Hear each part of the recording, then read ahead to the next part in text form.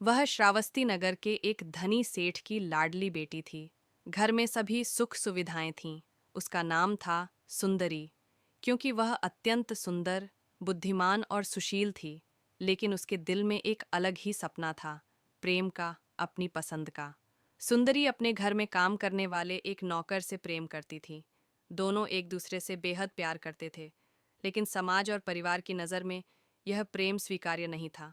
आखिरकार एक रात वह घर छोड़कर अपने प्रेमी के साथ दूर एक छोटे से गांव में घर बनाकर रहने लगी।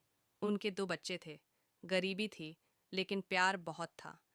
वह पूरी तरह बदल चुकी थी। एक धनी परिवार की बेटी अब एक साधारण ग्रामीण गृहिणी बन गई थी। लेकिन जीवन में सब कुछ हमेशा एक जैसा नहीं रहता।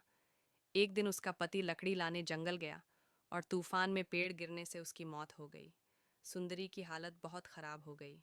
एक बेटे को पीठ पर बांधे और दूसरे का हाथ थामे वह मदद के लिए अपने माता पिता के पास गई। नदी पार करते समय वह एक बच्चे को पीठ पर लाद कर उतर गई।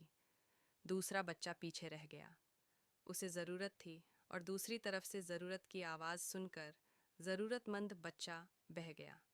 बच्चे को पीठ पर छोड़कर वह दूसरी तरफ भागी, जब तक कि एक चील ने उसके दूसरे बच्चे को उठा नहीं लिया। जब वह अपने माता पिता के पास गई तो उसे पता चला कि उसका असली घर भूकंप में नष्ट हो गया था और हर कोई चला गया था। उसके पास कुछ भी नहीं बचा था, न पति, न बच्चे, न माता पिता, न घर। वह नंगी सड़कों पर घूमने लगी।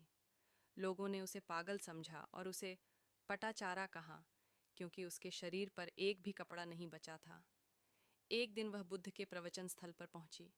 लोगों ने उसे रोका, लेकिन बुद्ध ने कहा, उसे आने दो, वह थक गई है, वह दुख से मुक्ति चाहती है। पटाचारा बुद्ध के सामने बैठ गई। उसकी आंखों से आंसू बह रहे थे।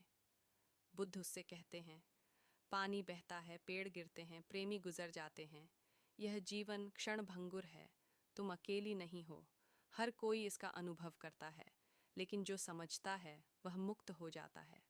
वह मानसिक रूप से शुद्ध हो जाती है, शांति का अनुभव करती है और बुद्ध के संघ में प्रवेश करती है। वह एक बौद्ध भिक्षुणी बन जाती है, ध्यान करती है और आत्मनिरीक्षण करती है। अंततः वह एक अरहत बन जाती है, एक मुक्त आत्मा।